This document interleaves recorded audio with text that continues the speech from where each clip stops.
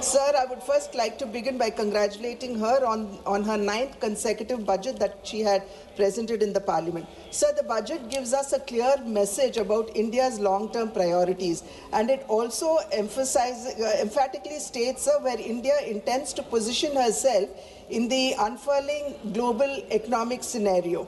Sir, it also clearly states that the budget intends to balance growth and macro stability. So the challenge before the Honorable Finance Minister, as she was charting out the budget, was that she had to ensure momentum alongside building resilience. Sir, we had a growth of around a GDP of around 7%, inflation being low, and a fiscal deficit in the right direction. This was the momentum that was there in the country, sir, but we needed to build our resilience against the global trade, which was in a flux. Sir, the fiscal deficit of 4.3%, which is marginally lower than the 4.4%, only emphasizes that the focus of the finance minister has been on continuity rather than ambition.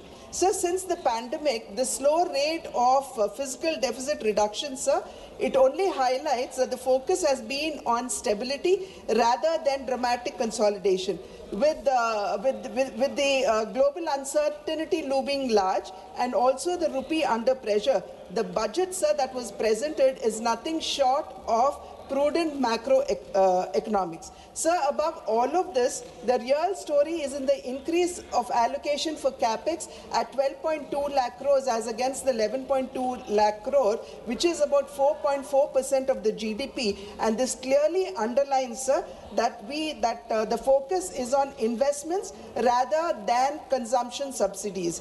This is what we would call fiscal prudence over populism. Sir, the EU trade or the European Union Free Trade Agreement would most probably come into operation by 2027, and we also have the US tariff uncertainties looming large.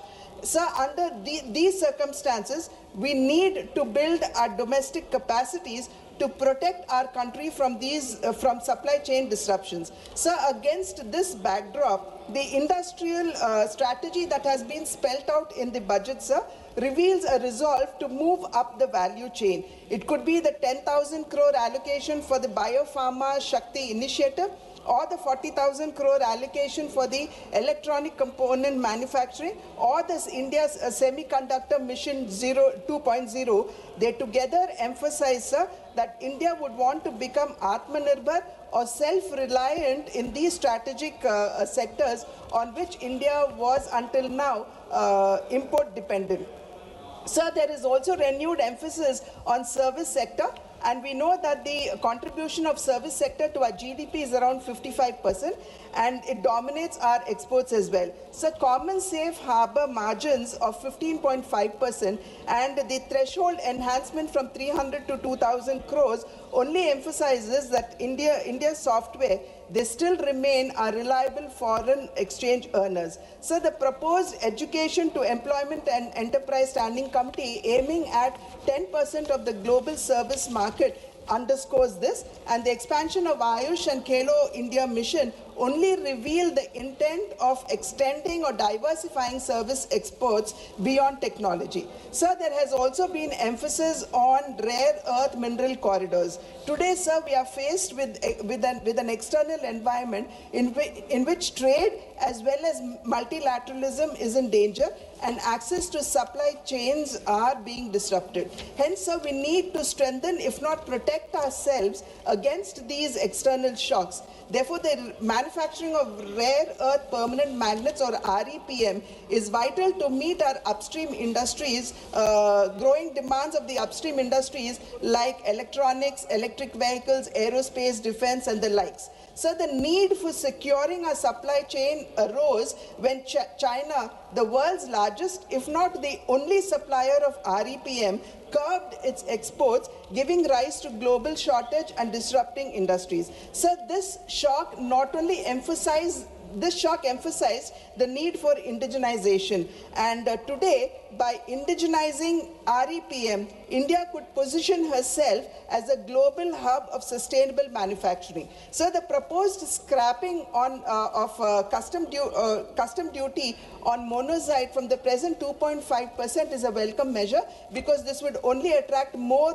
investments in REPM and also improve the employment opportunities for our own children. So the states in which monazite is largely found is Kerala, Tamil Nadu, Andhra Pradesh, Orissa, Jharkhand, Maharashtra, Gujarat and West Bengal, with Andhra Pradesh, Kerala, Tamil Nadu and Orissa contributing 89% of the 12.73 million ton monazite reserves in our country. Sir, I would only request the Honorable Finance Minister here, sir, that we would need to work closely with the states for the single window clearances as well as land subsidies, because this is largely in the control of the states, and this would also hasten and quicken investments into our country in REPM. Alongside, sir, I would also request the Honorable Finance Minister to consider applying PLI or performance-linked incentives for the mining of rare earth minerals, because as the very name states, sir, they are rare earth minerals,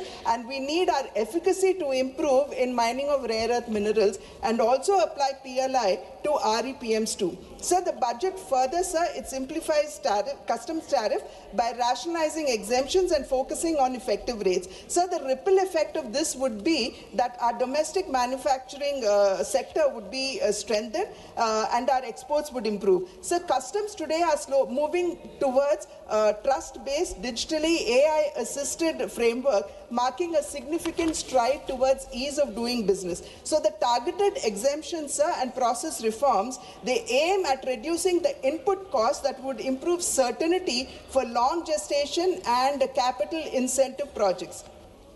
So manufacturing is the central pillar of our Indian economic growth, and its contribution to the GDP is around 16 to 17%. So it is much lower than what many of the other countries, for example, China has. However, sir, the duty-free imports for leather and footwear industry, the extension of export obligation period under the advance authorization scheme from 6 months to 1 year, the announcement of the scheme to support production of high-value, technologically advanced construction and infra components, and for the MSMEs, the removal of the rupees 10 lakh per consignment cap on courier exports would not only improve our access to foreign markets, but would also strengthen our local manufacturing sector as well. So in the health sector, the customs duty exemption on 17 additional drugs, so this is over and above the exemption that was given for the cancer drugs earlier in her earlier budget,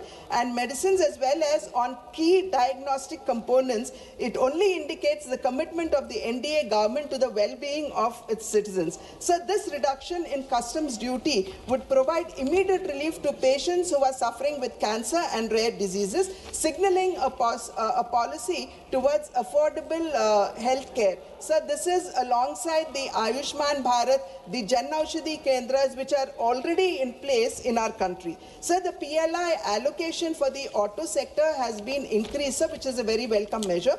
But I would also appeal to the Honorable FM to reconsider the 45% reduction in the PLI for the lithium-ion cells, sir, because this is rather important. So the exclusive economic zones, or the EEZ, they span about 2.3 million kilometers in the Indian Ocean, and making fish caught in the EEZ duty-free will not only reduce operational costs, sir, but would also recognize the fish catch as Indian catch, and if it lands on other shores, then it would be considered as exports. Many countries, sir, like US and China, they actually follow this route, and this would actually unlock the economic potential of our country's marine resources. So this would also, beyond boosting deep-sea fishing, facilitate harvesting high-value fish like tuna, marlin, sailfish, and the likes. Presently, sir, Indian fishing vessels, they are not well equipped for long-distance operations,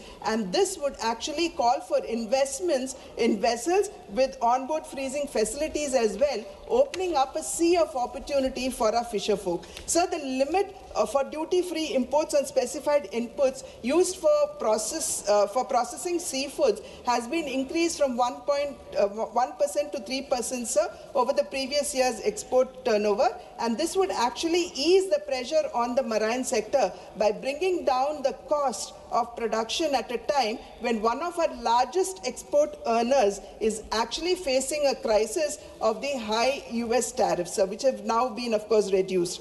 Sir, the budget thrust on high-value farm produce and allied sectors. So this would also help in reducing our import cost dependency, modernize agricultural practices, and also improve farm incomes. So production of coconut oil has reduced drastically in the past 1 decade. So the production of coconuts in our country is around 600,000 tons, and coconut oil is around 450 tons. Sir. So oil production has now reduced to 4 lakh tons, and this, one of the reasons, if not the sole reason, one of the reasons is that our plantations are aging and we need to replace them. Therefore, the Honorable Finance Minister coming forward, shouldering the coconut farmers and assuring them that their trees would be replaced by new saplings, sir, is a welcome measure. Sir, export on coconuts have actually risen to 1.88 lakh tons in 2025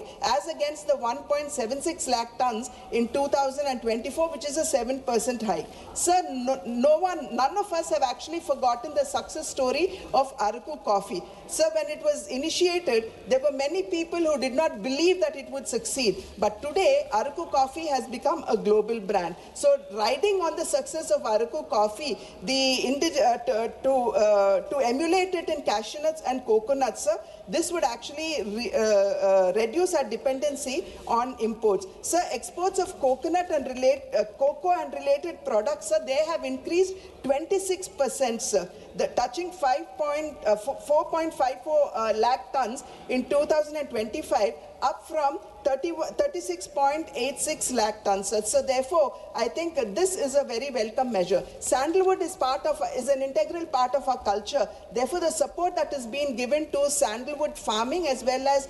post-harvest processing would only help us in restoring the past glory of sandalwood. Alongside this, sir, the AI initiative called the Virtually Integrated System to Access Agricultural Resources of Vistar, sir, would educate the farmers in every detail of agriculture economics, sir.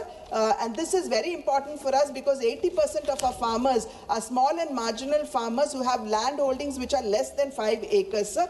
Therefore, this technical assistance would help farmers in innovative practices, thereby enhancing their incomes. Sir, India's 7.4 million MSMEs, they would stand to benefit from the 10,000 crore SME growth fund that has been allocated. This is over and above the 2,000 crore self-reliant India fund that has already been allocated, sir.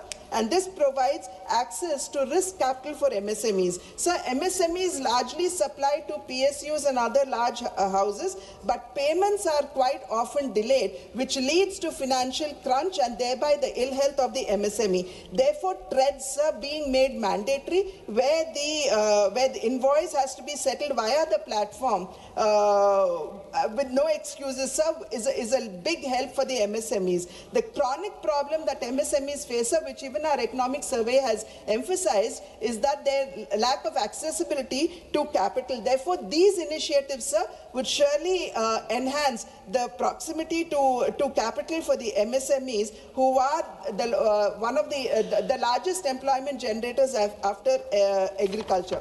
So, urbanization is happening at a great speed, and the focus on Tier 2 and Tier 3 and temple cities, sir, is a welcome measure, because it is here the infrastructure would definitely be upgraded and modernized, making life for migrants who actually come into these cities much better, safer, and they would not have to live in deplorable conditions as they are doing now. So today, recognizing cities and towns as growth hubs is the need of the hour. Therefore, I would surely like to welcome this measure. Sir, having said that, a nation's progress, sir, is impossible without the empowerment of its women.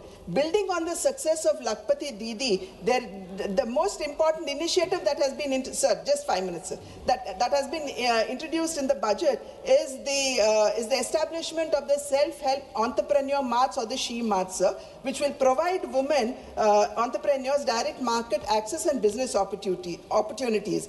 In addition, sir, credit-linked support for women-led fisheries and aquaculture enterprises encourages economic independence in coastal and rural regions. So these initiatives are designed to convert small-scale participation into scalable enterprise. Another landmark initiative, sir, in this budget is the establishment of one hostel for girls in every district, especially near the STEM institutions. So this step ensures that talented young women from rural and semi-urban areas would not have to discontinue education for lack of accommodation barriers. So these initiatives collectively strengthen financial inclusion, education access, and entrepreneurial growth for women, converting empowerment into leadership.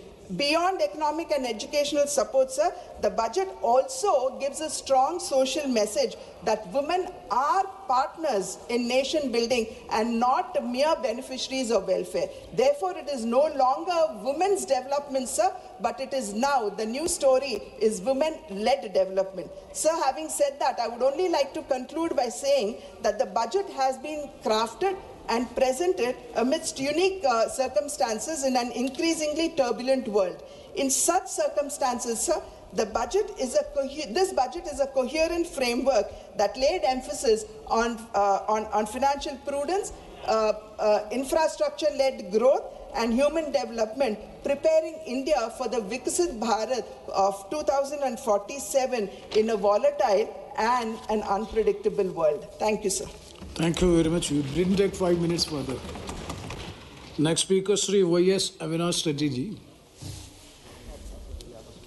Sir, thank you, sir. Sir, I congratulate Honorable Finance Minister for presenting the budget